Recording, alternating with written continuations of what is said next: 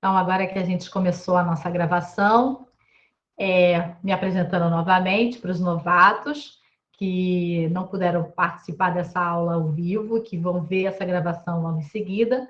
Meu nome é Adriana, sou professora de física de vocês, junto com uma equipe que é formada pelo Paulo Vitor, pela Elianai, e tem o Saulo também, que um pouquinho da disciplina dele, que é biofísica, também conversa na nossa grade.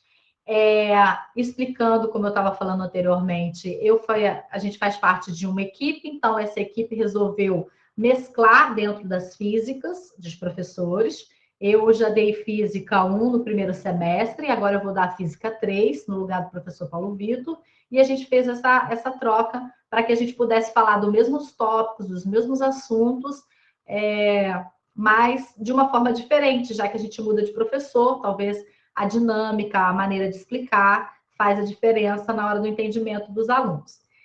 Então, nossa primeira aula hoje, a gente vai discutir, dentro da Física 3, a eletricidade. Eu vou colocar aqui para compartilhar com vocês a minha tela.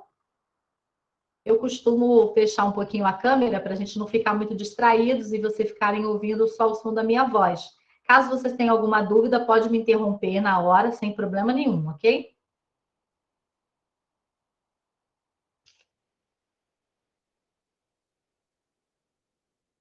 Então, deixa eu compartilhar aqui a minha tela.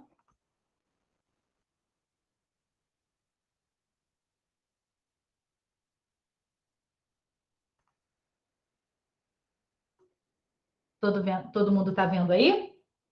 Sim, Então, nós vamos falar, então, lá do comecinho da eletricidade, o princípio básico, que os veteranos já viram com o professor Paulo Vitor, que vai servir como uma revisão, e para os novatos, novos alunos, vai estar vendo pela primeira vez de uma maneira um pouquinho diferente do que o professor Paulo Vitor explicou, para a gente fazer essa mesclagem entre os dois professores.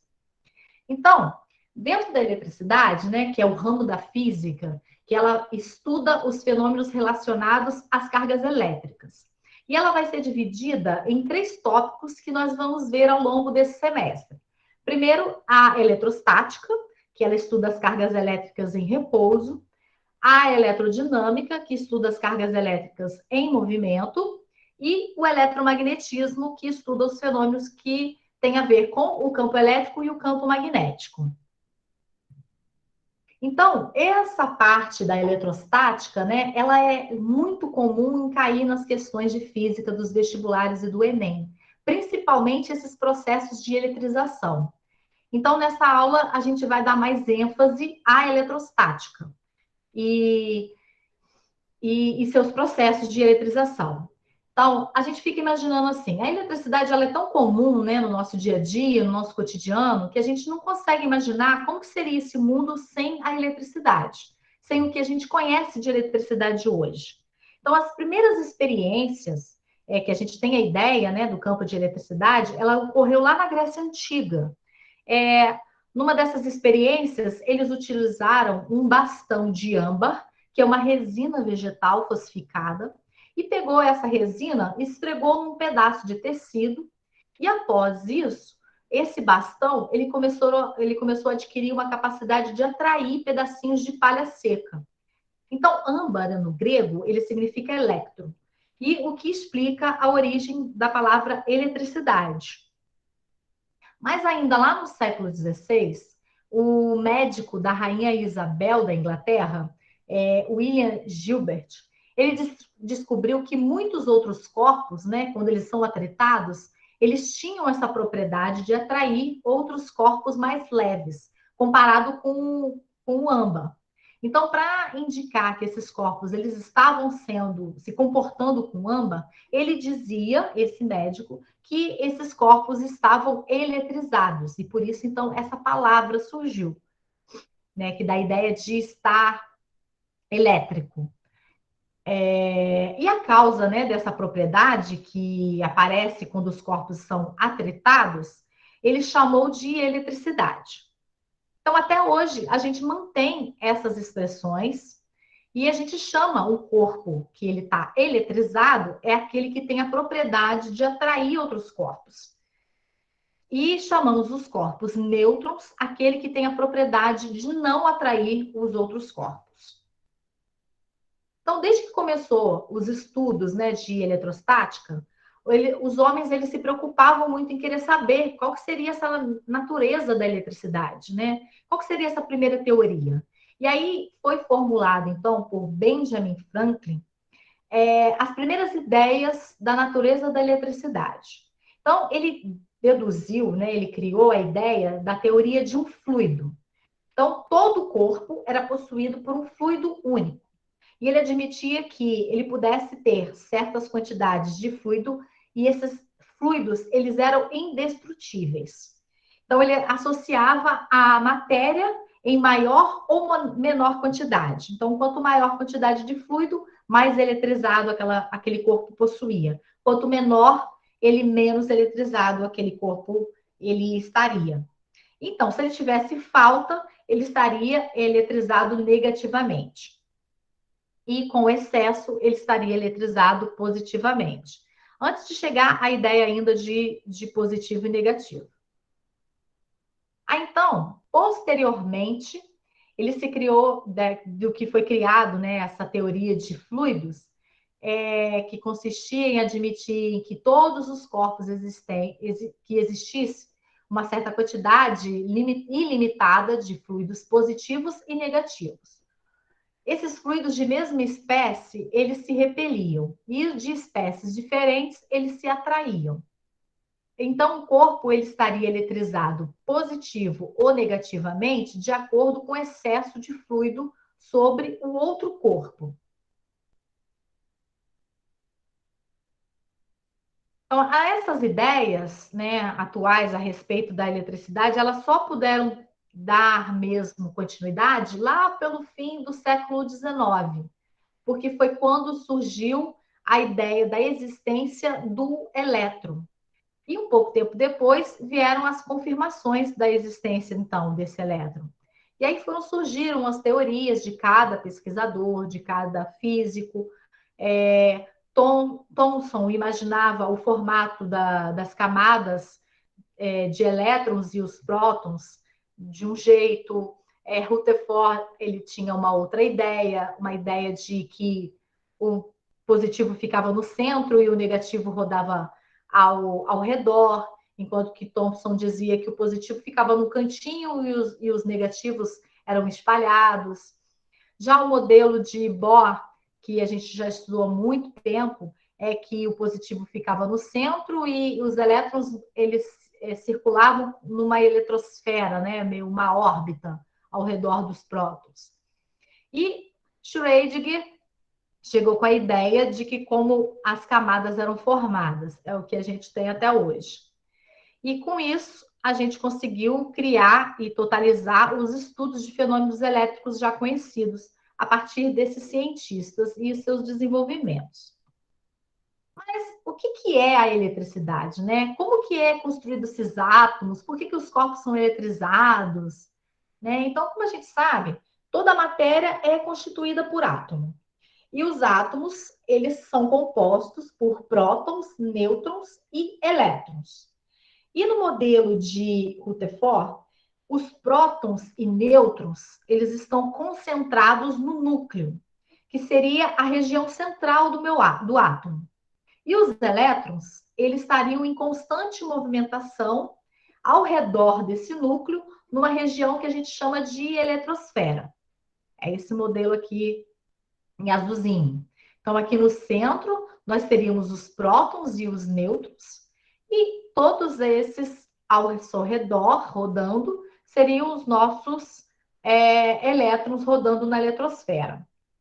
No modelo de Bohr, esses elétrons, assim, o centro, né, o núcleo, também continuaria carregado com prótons e nêutrons, porém, ele não circularia mais os elétrons em camadas de eletrosfera. Ele ia circular em algumas camadas que a gente conhece hoje na química de camadas atômicas, que vocês devem ver ou já vão ver, ou já viram, Tem aquelas camadas 1s2, 2s2, 3p6, aquelas sequenciazinhas da química. São essas camadas de Bohr. Então, a gente tem aqui prótons, nêutrons e elétrons, elas são partículas dotadas de massa. E além de massa, os prótons e os elétrons, eles também possuem cargas elétricas, que é uma propriedade associada a essas partículas, né, que vai constituir o nosso átomo. Aí, seguindo esses modelos atômicos de como que foi feito, a gente surge, então, uma linha do tempo, onde as teorias foram criadas. Primeiro, a gente tem a teoria lá da época de Aristóteles, onde ele só deduzia que existiam os 4 elementos, água, ar, terra e fogo. Depois, a teoria de Leucipo. Depois, a teoria de Dalton, que veio o modelo atômico experimental. Nossa, os cachorros resolveram latir aqui agora. Depois, a gente tem a teoria de J.J. Thomson, que ele tinha a ideia de que as camadas, né, o que seria hoje a eletrosfera, como se fosse um grande pudim, um bolinho assim, e os elétrons agarradinhos ali dentro dessa grande massa. De Rutherford, como eu falei, né, o núcleo no centro e os elétrons ao seu redor, e de Bohr com as suas camadas eletrostáticas. E aí a gente vai definir agora o que seriam cargas elétricas. Então, a carga elétrica, ela tem, tanto no próton como no elétron, o mesmo valor. O que vai variar de um para outro é o seu sinal, né? Então, a gente já tem a ideia de que próton é o sinal positivo e de que elétron é sinal negativo. E o nêutron, por ele não ter efeitos elétricos, ele é considerado desprovido de carga. Então, ele não tem um valor positivo ou negativo, ele não tem uma simbologia para representá-lo.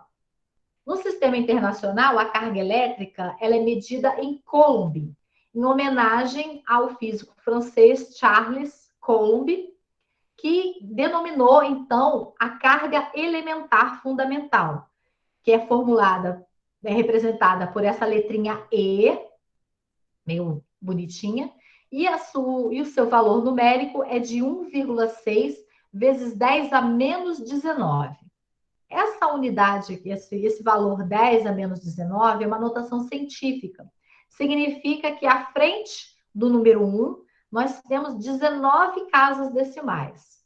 Ou seja, o valor dessa carga, né, desse valor dessa carga fundamental, ela é muito minúscula tanto que a gente não vê a olho nu, e muito minúscula de se calcular numericamente. Então, a gente representa ela por uma notação científica, que é 10 elevado a menos 19.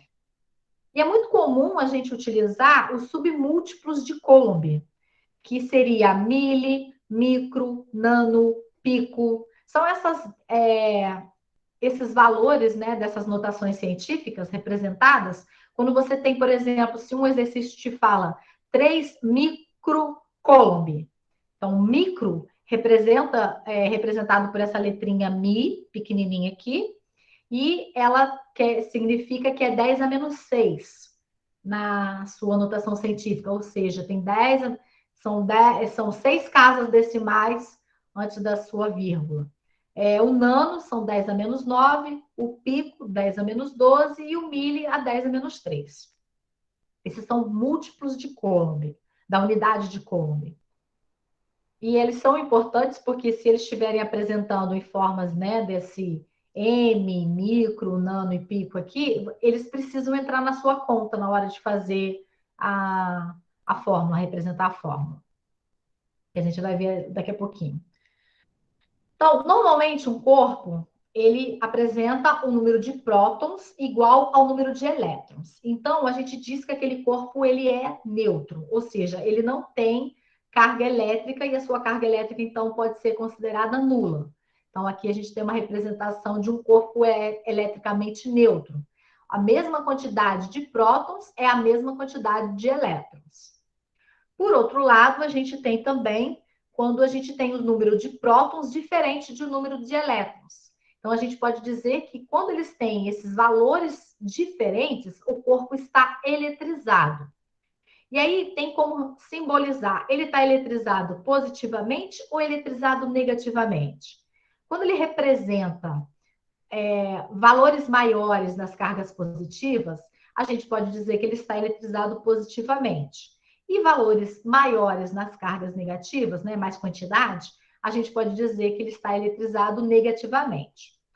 Porém, é muito importante a gente destacar que apenas o número de elétrons do corpo é que se altera, porque o número de prótons ele sempre permanece o mesmo. Então, um corpo, quando a gente fala que ele está eletrizado negativamente, a gente quer dizer que ele está com excesso de elétrons. Ele tem muito mais elétrons. E quando a gente diz que o corpo ele está eletrizado positivamente, significa que ele está com falta de elétrons.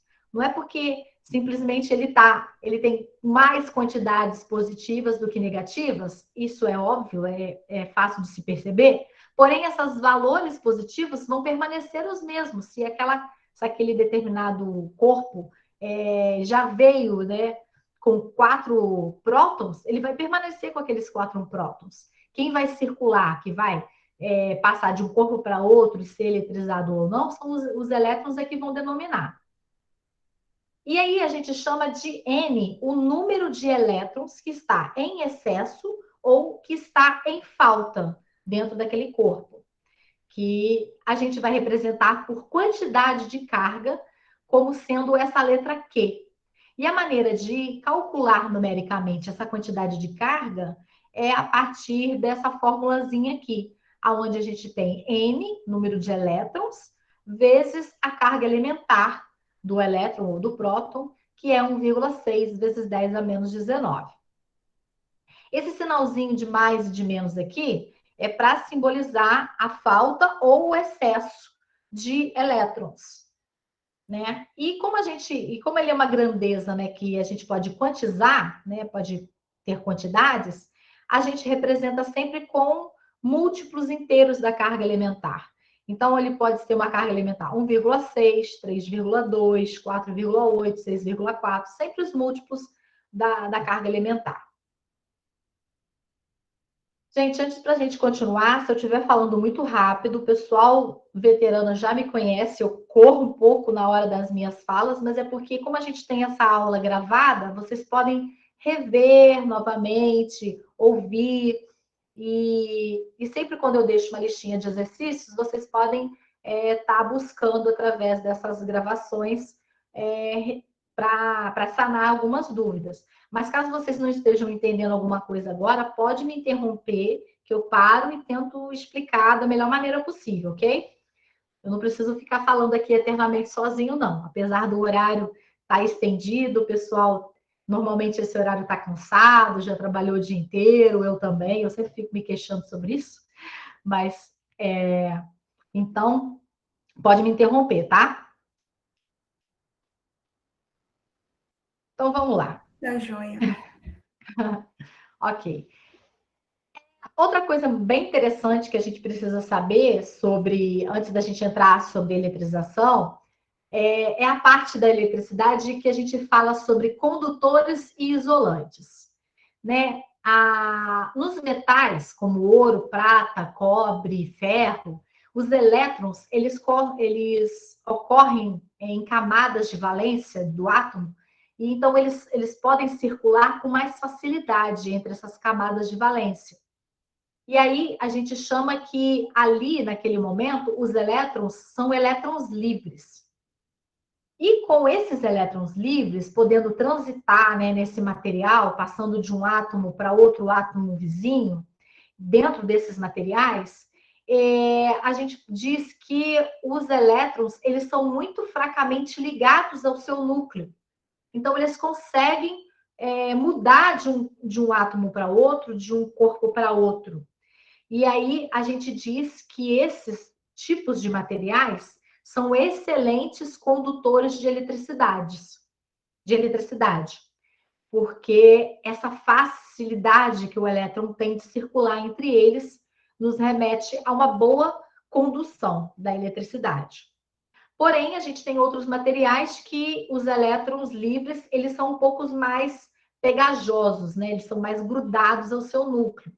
Então, ele tem uma certa resistência de circular, como, por exemplo, vidro, plástico, borracha. E aí a gente dá o nome de que eles são excelentes isolantes de eletricidade, que são representados por esses elementos aí.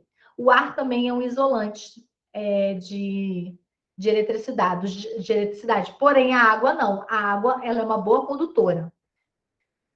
Pode-se dizer que quando algumas pessoas falam que se um raio cai lá no centro, bem distante no mar, o raio ele consegue, carregado da sua eletricidade, ser conduzido pela água e atingir uma pessoa que estiver próxima à água ou até dentro do mar mesmo. Mas isso mais para frente a gente vai ver. E aí a gente tem os princípios da eletrostática. Então, todo estudo da eletricidade, ela vai sempre ao redor de princípios. E a gente tem dois princípios, que é o princípio da atração e da repulsão e o princípio da conservação das cargas. No princípio da atração e repulsão, é muito fácil de se observar. Cargas elétricas de mesmo sinal, elas se repelem. Cargas elétricas de sinais opostos, elas se atraem. A lei da atração e repulsão, né? Princípio de conservação das cargas elétricas. A gente considera, então, quando um corpo que ele não recebe nem cede cargas elétricas para o exterior, a gente fala que aquele corpo, né, ele está num isolamento. E como ele está naquele isolamento, a conservação daquelas cargas podem ser estabelecidas a partir de uma soma algébrica de cargas, tanto positivas como negativas. Então, por exemplo, se a gente tem lá dentro de uma caixa, tem dois corpos eletrizados. Eu tenho um corpo eletrizado com uma carga 1 e um corpo eletrizado com a carga 2. Então, antes de haver um contato entre eles estão ali isoladinhos dentro daquela caixa sem receber nada do exterior. Havendo um contato entre eles, na hora do contato, a mesma quantidade de cargas que tinham em um e no outro, elas vão se somar e quando houver a separação, elas vão continuar as mesmas, porém, meio que divididinha entre elas.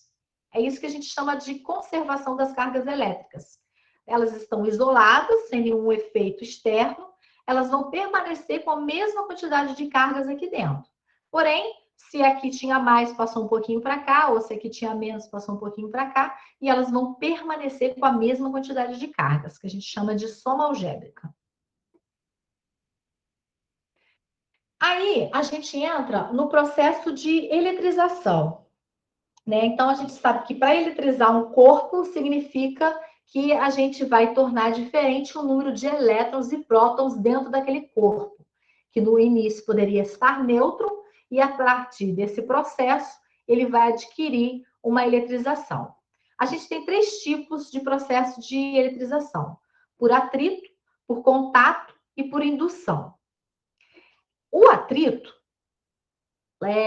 que a gente já disse lá, veio lá da Grécia Antiga, que foi observado, né, que na hora que você pega um bastão de âmbar, que se esfrega num pedaço de tecido, aí aquele bastão fica eletrizado, e ele consegue pegar aqueles pedacinhos de palha, né, de palha seca. Então, significa que aquele bastão, ele ficou eletrizado graças ao âmbar.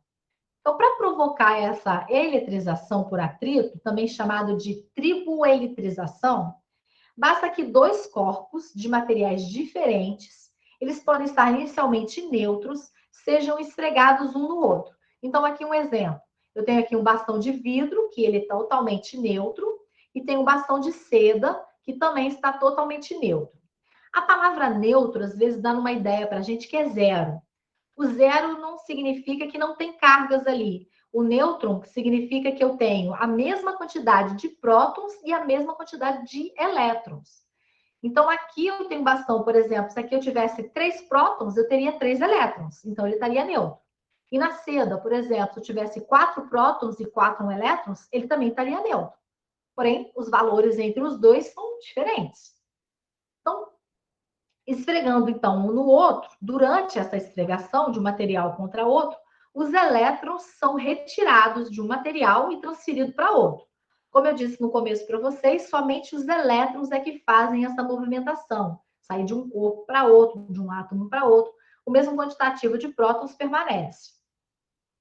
E como a gente falou também do princípio da conservação das cargas, né? As cargas elétricas adquiridas pelos dois corpos, eles terão sinais opostos, mas o mesmo valor em módulo.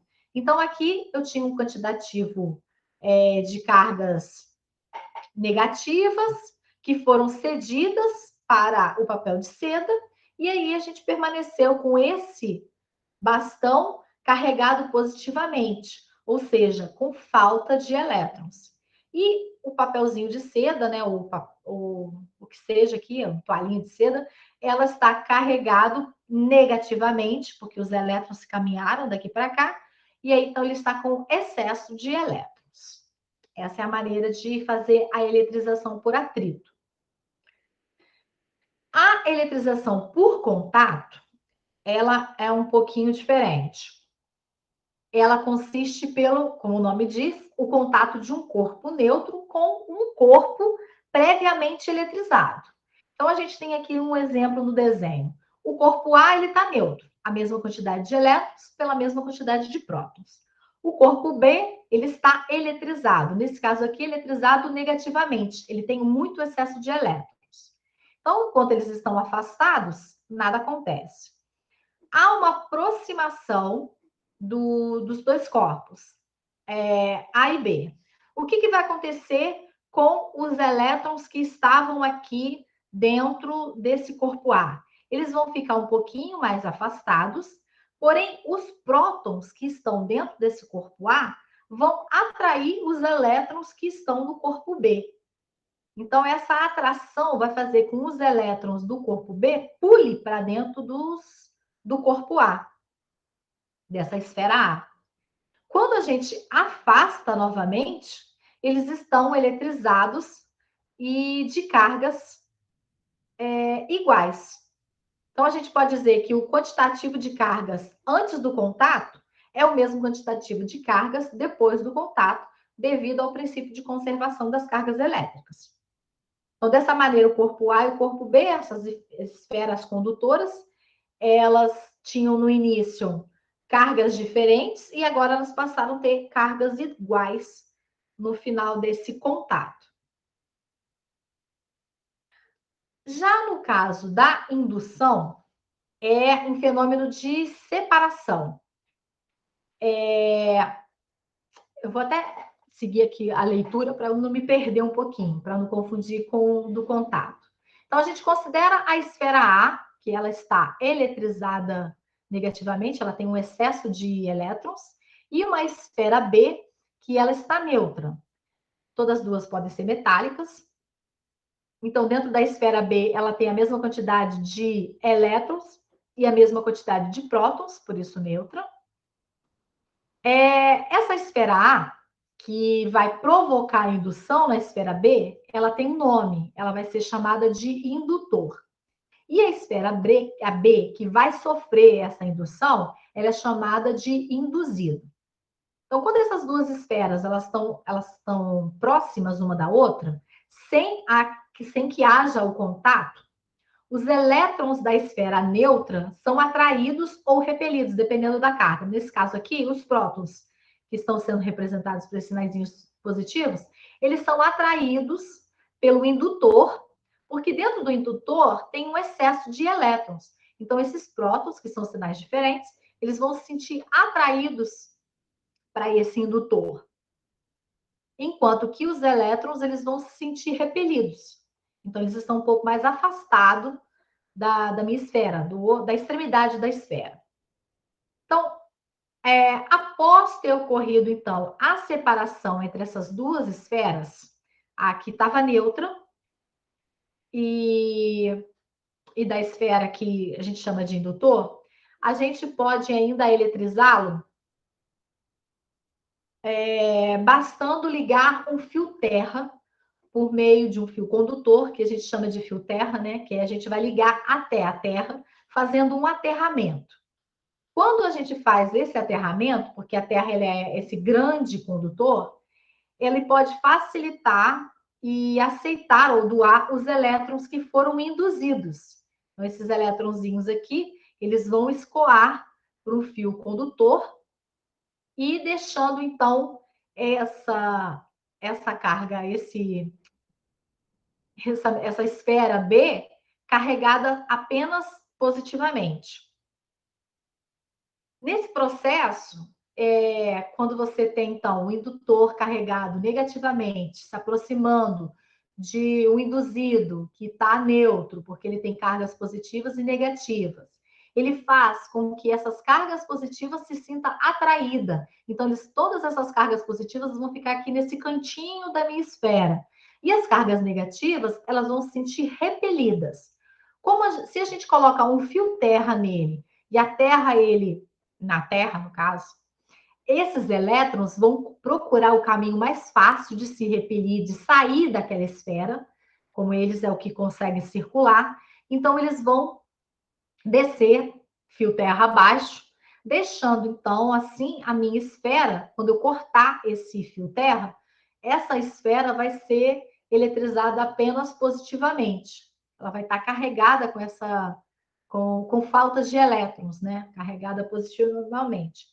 E a gente afastando, então, esse condutor, a gente tem essa representação, que antes eu tinha um corpo neutro, com cargas negativas e positivas, e agora eu tenho um corpo induzido, com falta de elétrons, carregado positivamente. Esse é o processo da indução. E aí a gente pergunta, por que os corpos se eletrizam, né? Então, é possível produzir uma separação dessas cargas elétricas por meio desses processos, né? Que é o atrito, indução e contato, e nessas certas espécies de material. E esses processos de separação de cargas, elas podem ser observadas de muitas situações do nosso dia a dia. Por exemplo, os raios que aparecem durante uma tempestade, eles são movimentos de cargas elétricas da Terra para as nuvens ou das nuvens para a Terra. E essas grandes quantidades de cargas nas nuvens, elas produzem o atrito nas gotículas da água com o ar. E aí gerando assim os raios que a gente conhece hoje. Tem também que no inverno, né, no dia em que o ar está muito seco, a gente vai manusear algum agasalho de lã ou um fio sintético, a gente pode ouvir uns estalinhos. Isso, e às vezes até mesmo sair algumas faíscas, né, saltando entre os fios, que foram eletrizados por atrito. Isso até, inclusive, aconteceu muito aqui em casa nesses dias frios. Eu tenho uma mantinha que eu forro meu sofá e eu tenho uma cachorrinha, um bulldog francês. E ela pula no sofá e, não sei se é por causa do pelinho, junto com essa mantinha, do material que é feita essa manta, toda vez que eu ia pegá-la para colocá-la no chão, porque eu não queria que ela ficasse no sofá, eu levava um choque. E sempre acontecia nesse tempo frio. É por causa desse processo de eletrização. Então, às vezes, eu tinha que vir assim já com cuidado. Se eu não tivesse uma luva de borracha, eu pegaria ela sempre. Mas, como eu não tinha, eu levava uma pequena descargazinha que é um choquinho leve. E você conseguia, dependendo da quantidade de eletrização que ela gerava ali, uns raiozinhos saindo ali do dedo. É muito interessante. E ruim de sentir também, pode-se dizer, né? Um choquinho.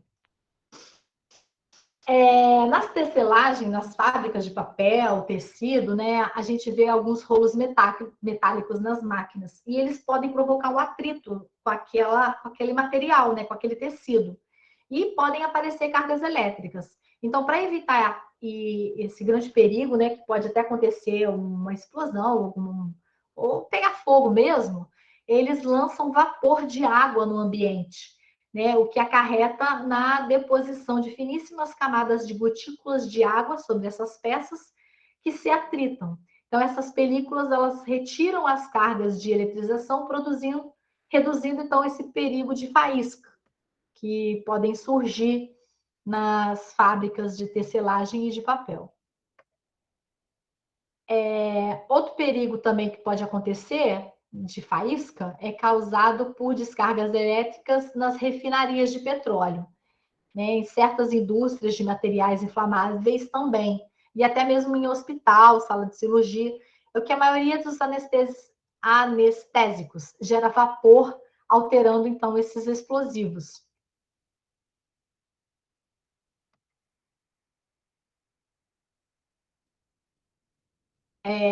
O atrito também da fuselagem de um avião com ar, ele também produz essa eletrização.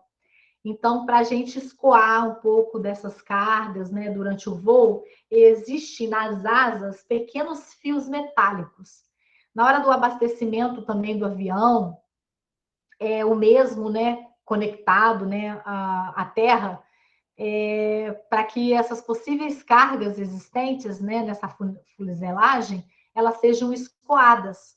Então, para evitar essas descargas, eles deixam o avião conectado como se fosse um fio terra mesmo, para que na hora que estiver abastecendo, não haja a produção de faísca e que possa também explodir, né, o tanque de combustível. Quando a gente também, com relação à gasolina, não sei se vocês já viram nas estradas, às vezes caminhões que transportam tanques de combustível, elas possuem umas correntezinhas presas ao caminhão que elas batem no chão para descarregar o atrito que o líquido, né, que a gasolina, ao chocar dentro das paredes do caminhão, pode gerar cargas elétricas, né? Porque são vários tipos de materiais, átomos gerando ali. Então, quando a pessoa tocar ou colocar a mão numa válvula na hora que for descarregar o caminhão, ela pode ocasionar uma faísca, uma combustão, e com o vapor da gasolina e explodir. Então, eles costumam colocar fios, terras, né, que para poder eliminar essas cargas, esses elétrons sendo absorvidos pela terra, e também é usado vapor d'água, né, para limpar o local, a roupa, para que não haja esse atrito e que não possa haver, então, uma explosão por causa dos vapores da gasolina. Então, em resumo, a Terra, ela é um grande doador e um grande receptor de elétrons, né? Se você encostar um corpo que tem excesso de elétrons na Terra, ela vai receber esse elétron ou ela vai exceder esses elétrons, né? Fazer com que o corpo fique neutro. Mas se você encostar um corpo que tenha falta de elétrons, a Terra, então, vai dar a esse corpo a necessidade que ele precisa para que ele também fique neutro novamente. Então, essa é a função do fio terra. Esse fio terra que a gente tem nos aparelhos eletrônicos, é para isso que eles servem. Para que quando você tem um corpo muito eletrizado, ele possa ser descarregado na terra, quando ele está muito eletrizado negativamente, ou quando ele tem falta de elétrons, para que ele fique, para que os elétrons voltem para aquele aparelho, para que ele consiga sempre permanecer neutro. Então, essa é a função dos nossos fios terra nesses aparelhos, que normalmente no Brasil não é uma exigência, mas muita gente não segue a prática de colocar fio terra nas suas ligações. A não ser, assim, no caso da Light, a gente é obrigado aqui no estado do Rio, né, que é a Light, a gente tem o fio terra ligado lá nos nossos medidores. O certo seria que cada tomada dentro da nossa residência tivesse 3 fios, né, que é o neutro, onde tem o positivo, o negativo e o neutro. Mas nem todas. Aí eu preparei para vocês umas questões de um exercíciozinhos. A gente está em cima um pouquinho do nosso horário, faltando uns 5 minutinhos. E eu fico meio ansiosa, porque eu tenho medo do Meet cortar. Eu não sei como que está no MAP, porque a gente tem agora um limite de tempo para ficar gravando, né? Então, eu não sei se da nossa aula também é. Mas, por via das dúvidas, eu preparei esses exercíciozinhos e eu vou falando junto com vocês, caso tenha alguma dúvida. Vocês me perguntam. Nessa parte da lei da conservação de carga elétrica, que pode ser anunciada como a soma algébrica dos valores das cargas positivas e negativas em um sistema isolado, ela é constante, ou um objeto eletrizado positivamente, ele ganha elétron ao ser aterrado, ou a carga elétrica de um corpo eletrizado é igual ao número inteiro multiplicado pela carga do elétron, ou o número de átomos existentes no universo é constante, ou as cargas elétricas do próton e do elétron são em módulos iguais. Como a gente está falando de lei da conservação da carga elétrica, alguém se manifestaria e gostaria de responder essa questão do que a gente já discutiu até agora?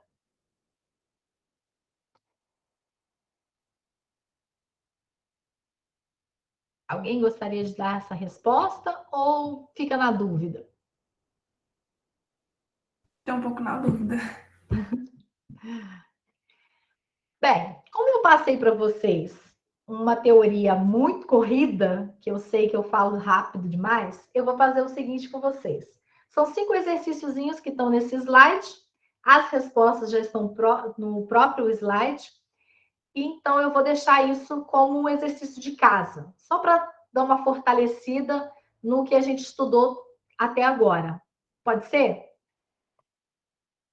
Pode sim. Porque aí vocês vão poder revisar novamente esse vídeo. Eu vou disponibilizar também para vocês os slides. Eu gosto de disponibilizar lá no grupo para vocês. O vídeo gravado e o link para vocês acessarem, ele fica disponível um tempinho mais tarde. Por causa desse horário assim, mais ou menos, então eu só vou conseguir ter acesso a ele talvez amanhã de manhã. Mais tardar, de tardinho. Mas aí eu tendo a disponibilidade do link, eu passo para vocês lá no grupo também, tá certo? E aí eu vou deixar então esses exercíciozinhos para vocês fazerem e qualquer dúvida a gente discute na próxima aula, daqui 15 dias, que a gente vai se ver novamente. Tá certo? Tá bom. Então eu vou parar aqui a gravação.